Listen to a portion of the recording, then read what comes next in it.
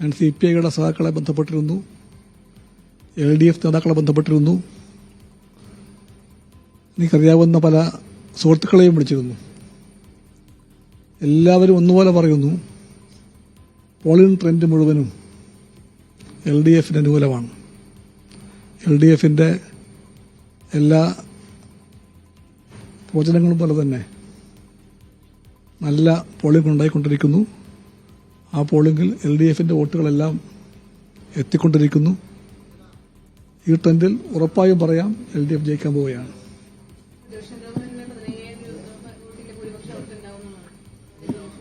അല്ല, ഫലം പ്രഖ്യാപിക്കും വരെയും അവർക്കെല്ലാം ഏത് മനോരാജ്യവും കെട്ടിപ്പടുക്കാം, എല്ലാ സ്വപ്നങ്ങളും കാണാം, ഫലം പ്രഖ്യാപിക്കും വരെ. അത് കഴിയുമ്പോൾ യാഥാർത്ഥ്യം അവർക്കെല്ലാവർക്കും ബോധ്യപ്പെടും.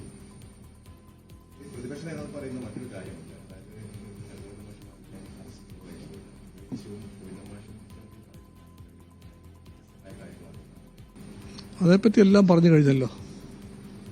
അതേപ്പറ്റി എല്ലാം പറഞ്ഞു കഴിഞ്ഞു. നോക്കിയാൽ കാണാൻ കഴിയും, കോൺഗ്രസ് കൈപ്പത്തിയിൽ തഴമ്പുണ്ട്. ആ തഴമ്പ് എത്രയോ കാലമായി RSS BJPയുമായി കൈകോർത്ത് പിടിച്ച കൈത്തഴമ്പാണ്. ആ കൈപ്പത്തി മറച്ചു വെക്കാൻ വേണ്ടി പാടുപെടുകയാണ്. ആ കൈപ്പത്തിയിൽ ആ തഴമ്പുണ്ട്. ഇത്തവണ അവരുടെ ശ്രമം മുഴുവനും ഒരു കൂട്ടാളി ഉണ്ട്, അത് RSS ആണ്. മറ്റേ കൈകൊണ്ട് അവരിത്തവണ മുസ്ലിം RSS ആയ ജമാഅത്തെ ഇസ്ലാമിയുമായിട്ടും സഖ്യത്തിലാണ്. ഉറപ്പായിട്ടും എല്ലാവർക്കും അറിയാം, കോൺഗ്രസിലെ ഗാന്ധി നെഹ്റു മൂല്യബോധമുള്ളവർ അവരുണ്ട് കോൺഗ്രസിൽ. അവർക്ക് അമർഷമുണ്ട് ഈ പോക്കിൽ. അവരടക്കം ഇത്തവണ വോട്ട് ചെയ്യാൻ പോകുന്നത് LDFനായിരിക്കും. ഇതിനെപ്പറ്റി എന്നേക്കാളും തികഞ്ഞ ബോധ്യമുണ്ട് അദ്ദേഹത്തിന്. അതാണ് അദ്ദേഹം ഇതെല്ലാം പറയുന്നത്. എല്ലായിടത്തും ഉണ്ടല്ലോ.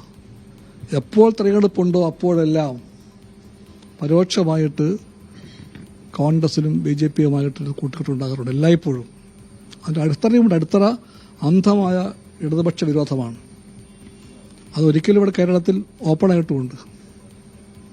അതാണ് വടകര ബേപ്പൂർ മോഡൽ. വടകരയിൽ പൊതുസ്ഥാനാർത്ഥി, ബേപ്പൂർ പൊതുസ്ഥാനാർത്ഥി. ആ പൊതുസ്ഥാനാർത്ഥിക്ക് വേണ്ടി BJPയും RSSും കോൺഗ്രസും എല്ലാം ഒന്നിച്ച് വോട്ട് പിടിച്ചു. അത് ഓപ്പണായിട്ടായിരുന്നു. പിന്നെ പലപ്പോഴും പരോക്ഷമായിട്ടാണ്. അത് കേരളത്തിലെ കോൺഗ്രസിന് ഒഴിവാക്കാൻ പറ്റില്ല.